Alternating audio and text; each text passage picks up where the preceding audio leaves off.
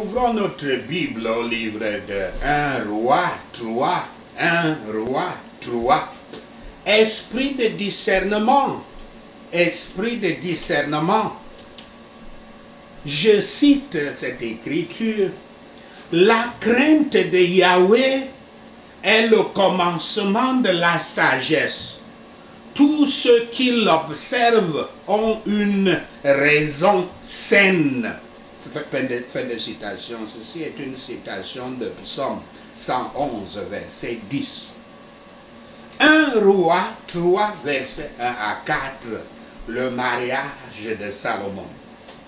Verset 1. Le mariage avec les autres royautés, il faut les appeler ainsi, était une stratégie politique courante de l'époque dans le monde antique, donc, et se poursuit même de nos jours. Ce n'était pas seulement parce que la royauté voulait se marier avec d'autres royautés. Par royauté, j'entends les familles royales, mais aussi parce que les conflits entre les nations étaient évités à cause des liens familiaux ainsi établis. Ce n'est pas le premier mariage de Salomon. 1 Roi 14, verset 21, nous dit que son fils Roboam était venu au trône quand il avait 41 ans. Et dans 1 Roi 11, verset 42, il est dit que Salomon avait régné 40 ans. Cela signifie que Roboam est né de sa mère, une femme de Salomon nommée Naama, l'ammonite, avant que Salomon ne vienne au trône et avant qu'il ne se marie avec cette fille du pharaon d'Égypte. Verset 4. La grande quantité des sacrifices de Salomon démontre aussi bien sa grande richesse,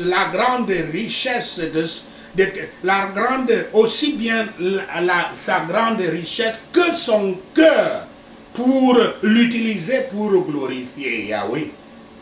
Et c'est comme ça, ce conseil important, le tout sacrifice que vous faites, payer les aumônes, faire des offrandes, il faut que cela sorte du cœur, pas comme un devoir que vous devez seulement jeter de l'argent. Et nous allons voir combien c'est important. C'est un événement important marquant le début du règne de Salomon. Selon 2 Chroniques 1, verset 2 à 3, toute la direction de la nation va avec toute la classe politique, s'il faut l'appeler aujourd'hui, va avec Salomon à Gabaon. Ce qui distingue Gabaon était que le tabernacle était là-bas. Même si l'arche de l'alliance était à Jérusalem. Comment est-ce arrivé? Saul avait déplacé le tabernacle à Gabaon dans 1 Chronique 16, verset 39 à 40. Mais David avait amené l'arche à Jérusalem et avait construit une tente provisoire pour elle dans 2 Samuel 6, verset 17 et 2 Chroniques 1, verset 4.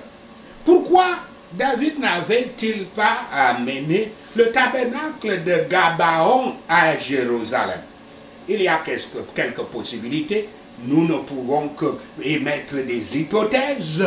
Premièrement, David avait cru que si le tabernacle était à Jérusalem, le peuple serait content de cela et perdrait la passion pour le temple que Yahweh voulait construire.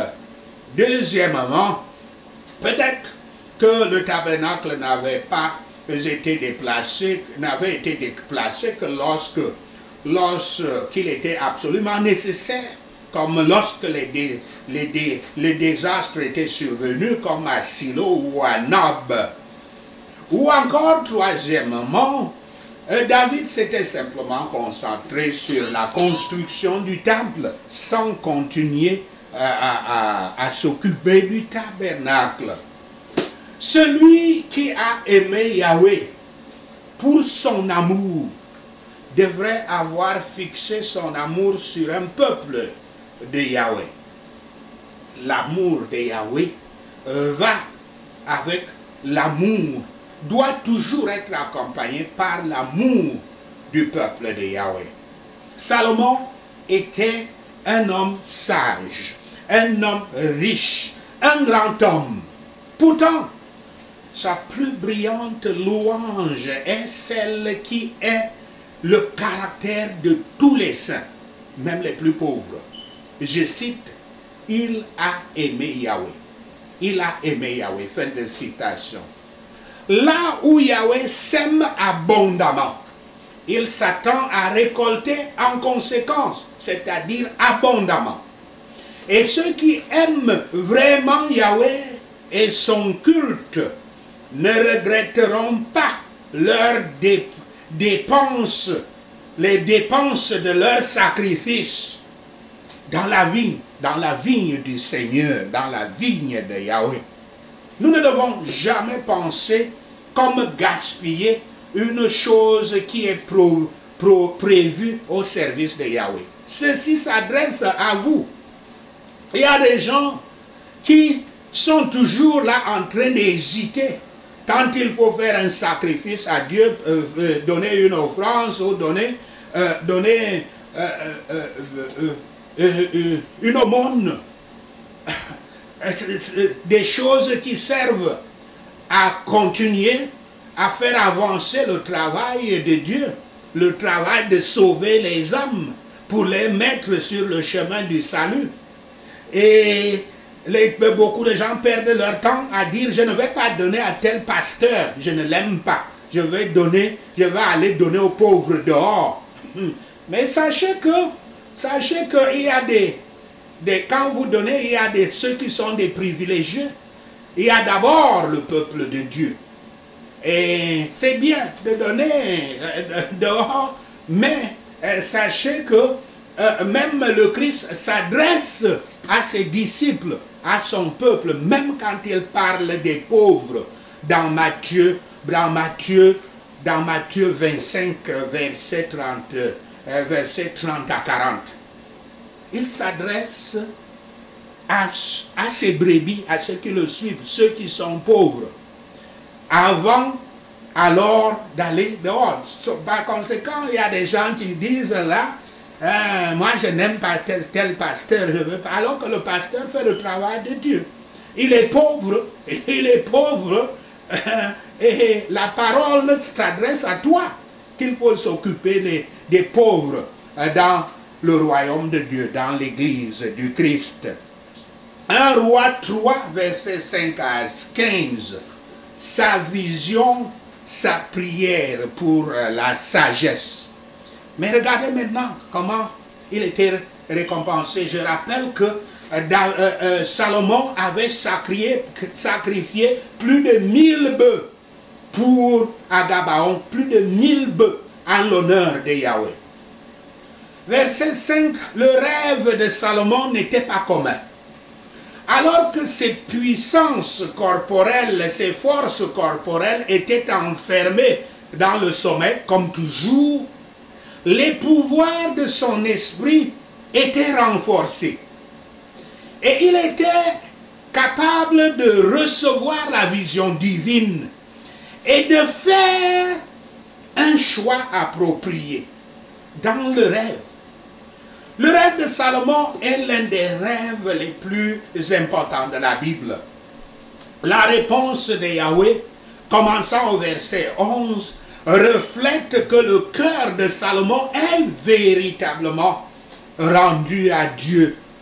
Yahweh, de la même manière, nous met en état d'être heureux, en nous assurant que nous aurons ce dont nous avons besoin, et prions. Salomon fait un tel choix quand il est endormi. Et les pouvoirs de la raison sont normalement moins actives quand on est endormi. Mais ici, les pouvoirs de sa raison ont montré qu'il venait de la grâce de Yahweh. Ayant un humble sentiment de ses propres besoins et de sa faiblesse, il plaide, je cite, « Seigneur, je ne suis qu'un petit enfant. » Fin de citation. Plus un homme est sage et attentif, plus les hommes sont sages et attentifs, mieux ils sont conscients de leur propre faiblesse et plus ils sont jaloux d'eux-mêmes. Verset 9. Salomon demande par conséquent une chose importante. Il demande plus de connaissances. Je ne suis qu'un petit enfant et j'ai tout ce monde-là, les Israélites, les aînés et tout le monde que je dois gouverner. Donne-moi seulement la sagesse et l'esprit de discernement du bien et du mal, de façon que je puisse les juger, puisque le roi était le juge suprême et qui jouait le même rôle que les juges des Écritures. Il veut la compréhension, un esprit de discernement. Le mot hébreu ancien traduit par la compréhension signifie l'ouïe. Salomon veut un cœur auditif, si on peut le dire, un cœur qui entend, qui écoute Yahweh. Salomon supplie réellement Yahweh de lui donner la sagesse. Ceci dans le rêve. Nous devons prier pour la sagesse, comme cela est dit dans Jacques 1, verset 5. Pour l'esprit de discernement, nous devons prier, afin que Yahweh nous aide afin que cet esprit-là nous aide dans notre vocation particulière et dans les diverses occasions que nous avons. Sont acceptés par Yahweh ceux qui préfèrent les bénédictions spirituelles aux biens terrestres. C'était une prière victorieuse. Et elle avait prévalu pour plus que ce qu'il avait demandé. Versets 11 à 14. Yahweh se réjouit de la demande de Salomon. Écoutez très bien ici. Il se réjouit du fait qu'il n'avait pas demandé la richesse, la renommée ou le pouvoir. Mais maintenant, tournez-vous sur vous-même. Quand vous allez dans les lieux de délivrance, toutes vos prières, les tonnes de prières que vous envoyez, vous gênez, vous priez de longues périodes de jeûne et consorts. Très souvent, qu'est-ce que vous demandez? Les richesses. La réussite, le mot magique, la réussite. Donnez-moi la réussite. Mais écoutez très bien comment Salomon avait prié et comment Dieu lui avait répondu. Yahweh répond à Salomon au-delà de toutes les attentes de Salomon. Salomon connaît la capacité de Yahweh de faire les choses au-delà de tout ce que nous demandons ou imaginons. Comme cela est écrit dans Éphésiens 3, verset 20. Yahweh donne à Salomon la sagesse qu'il a demandée, comme aucun autre prince n'avait jamais été béni auparavant. Et il lui donne aussi les richesses et les honneurs. Si nous nous assurons de la richesse et de la grâce, celles-ci produiront une prospérité extérieure avec elles et adouciront leur manque. Je cite l'Écriture, notre Seigneur Yahshua. Il dit, je cite, « Cherchez premièrement le royaume et la justice de Dieu, et toutes ces choses vous seront données par-dessus. » Fin de citation. Citation de 6, verset 33. Je vous parle par conséquent aujourd'hui. Ne faites pas de fausses prières. Essayez d'être comme Salomon. Demandez à Dieu ce qu'il aime qu'on lui demande. Salomon a demandé la sagesse. La sagesse, ce n'est pas la sagesse du monde ici, hein. Ce n'est pas cette sagesse du monde. Cette sagesse qui vient de Dieu, qui est dans la parole de Dieu, qui est la connaissance de Dieu et la sagesse. J'ai commencé à vous lire l'écriture de Psaume 110, verset 10, qui dit que l'obéissance à Dieu est le commencement de la sagesse. Par conséquent, Salomon demande à Dieu la sagesse qui découle de son obéissance à lui. Parce que Salomon obéit et soumis à Dieu. Il peut lui demander maintenant, donne-moi la sagesse, c'est comme cela que ça marche. Et quand on est sage et obéissant à Yahweh, on peut donc avoir des richesses et on fera ce que Yahweh veut, c'est-à-dire les distribuer aux pauvres, à ceux qui en ont besoin. C'est ceux-là que Yahweh bénit avec les richesses. Ce n'est pas des gens qui veulent la richesse de façon à ce qu'ils continuent à boire l'alcool pendant une année. Qu'ils soient tout simplement parce qu'ils veulent n'être pas sous l'eau. Ou bien ceux qui veulent le pouvoir. Ou bien ceux qui veulent la grande réputation. Tout cela, vous perdez votre temps à demander à Dieu.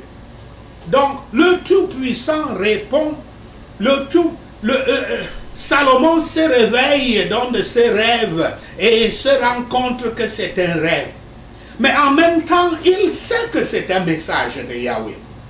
Le Tout-Puissant répond aux prières de Salomon et le rend sage, puissant, riche et influent. Son règne est glorieux pour Israël. Pourtant, tragiquement, comme nous allons le voir dans les chapitres qui viennent jusqu'à 11, tragiquement, Salomon gaspille les dons de Yahweh, les dons que Yahweh lui avait donnés. Bien qu'il ait accompli beaucoup de choses, il aurait pu faire beaucoup plus. Et son cœur, malheureusement, s'était écarté de Yahweh à la fin de son règne, comme nous le voyons dans 1 Roi 11, versets 4 à 11. La manière d'obtenir les bénédictions spirituelles est comme lutter contre Yahweh en prière pour ces bénédictions, comme l'avait fait Jacob, Israël. La façon d'obtenir les bénédictions terrestres d'un autre côté est de nous référer à Yahweh à leur sujet. Salomon et notre Seigneur Yahshua le Christ nous l'a dit qu'on cherche d'abord le royaume de Dieu et toutes les autres choses nous seront données. Salomon avait reçu la sagesse parce qu'il l'avait demandé. Et la richesse parce qu'il ne l'avait pas demandé. Vous faites donc des prières qui sont fausses quand vous priez d'abord pour les richesses. Demandez ce que Dieu aime et il vous donnera les richesses. Parce qu'il sait que vous allez bien utiliser ces richesses-là à son service, au service des autres.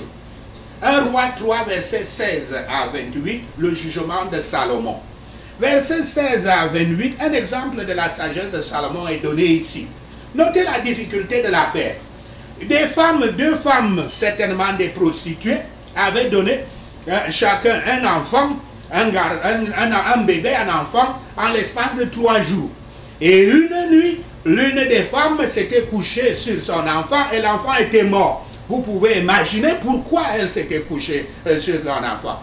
Mais quand elle voit que son enfant est mort, elle prend l'enfant mort et va poser sur le lit de sa voisine, de sa cochambrière, et prend le bébé vivant de la cochambrière. Alors la cochambrière amène l'affaire devant Salomon. Et voilà, une des femmes dit que l'enfant vivant est à moi, l'enfant mort est à elle. Et l'autre dit l'enfant vivant est à moi et l'autre est à elle. Alors, Salomon, qu'est-ce que peut jeter? Donc ici nous avons donc un exemple de sagesse Notez la difficulté de l'affaire. Pour découvrir la vraie mère, il ne pouvait pas essayer de voir laquelle l'enfant aimait le mieux. L'enfant, c'était que quelques jours. Et par conséquent, il essayait de voir qui aimait le mieux l'enfant.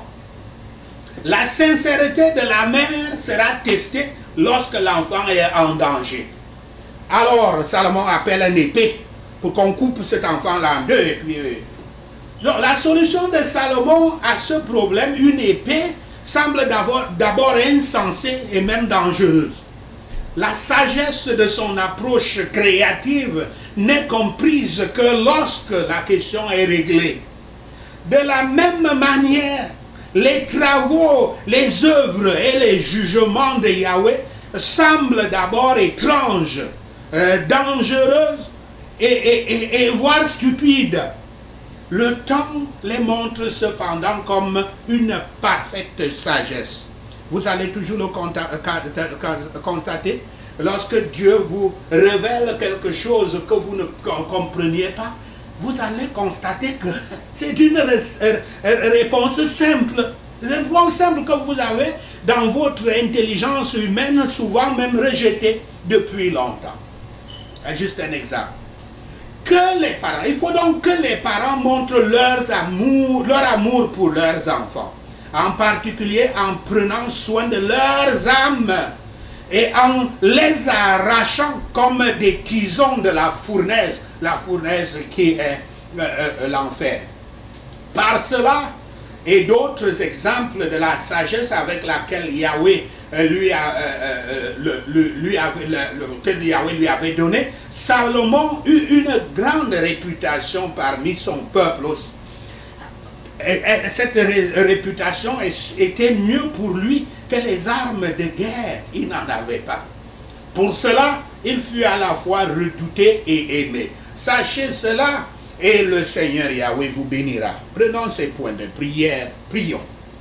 J'établirai toujours des liens d'amitié avec mes voisins mes prochains en Christ, mes voisins en Christ. Au nom de Yahshua le Messie, je prie. Vois la taille de mes sacrifices et l'humilité de mon cœur, Père Yahweh, et récompense-moi au-delà de toutes les attentes, de toutes mes attentes, au nom de Yahshua. Parce que les récompenses de Yahweh sont inestimables, je serai aveugle sur sur les coups quand je ferai des sacrifices au nom de Yahshua. Parce que j'adore et je rends hommage à Yahweh, je ne regretterai pas les dépenses de mes sacrifices au nom de Yahshua. Je dirigerai mon amour vers les personnes que Christ aime au nom de Yahshua. Dans mon rêve, Père Yahweh, renforce mon esprit et clarifie mes pensées afin que je te parle en plein contrôle de mes pensées au nom de Yahshua. Teste mon cœur, Yahweh Shaphat, notre juge, et si je ne te suis pas complètement soumis, brise toutes les sources du péché en moi au nom de Yahshua.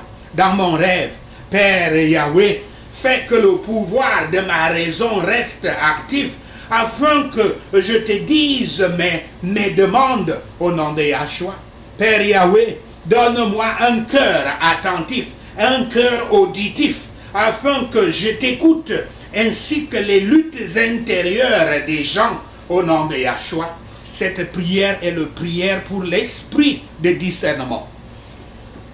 Père Yahweh, donne-moi un esprit de discernement pour m'aider dans mes appels et des diverses situations au nom de Yahshua. Je ne demande pas la richesse, le pouvoir et la renommée. Père Yahweh, donne-moi et bénis-moi avec la sagesse et la connaissance au nom de Yahshua. Je cherche d'abord ton royaume et ta justice. Miséricordieux Seigneur Yahweh, que toutes ces choses me soient ajoutées aussi au nom de Yahshua. Seigneur Yahweh, réponds à mes prières au-delà de mes attentes au nom de Yahshua. En ce qui concerne mes bénédictions terrestres, Père Yahweh, je me réfère à toi, car tu sais ce dont j'ai besoin au nom de Yahshua. Je m'occuperai des âmes de mes enfants en les éloignant du feu consumant au nom de Yahshua. Je fais confiance à Yahweh dans tout ce que je fais. Je ne ferai jamais confiance à moi-même. Et il me dirigera et couronnera mes efforts avec succès au nom de Yahshua. Car les œuvres et les jugements de Yahweh apparaissent d'abord souvent étranges, dangereux et même insensés. Mais le temps les montre comme une sagesse parfaite. Merci Seigneur. Au nom de Yahshua le Messie, nous prions. Merci Seigneur Yahweh d'avoir entendu nos prières. Merci Seigneur pour tes réponses à nos prières. Père, nous te rendons gloire, nous te louons, nous t'adorons. Au nom de Yahshua le Messie, nous prions. Amen. Hallelujah.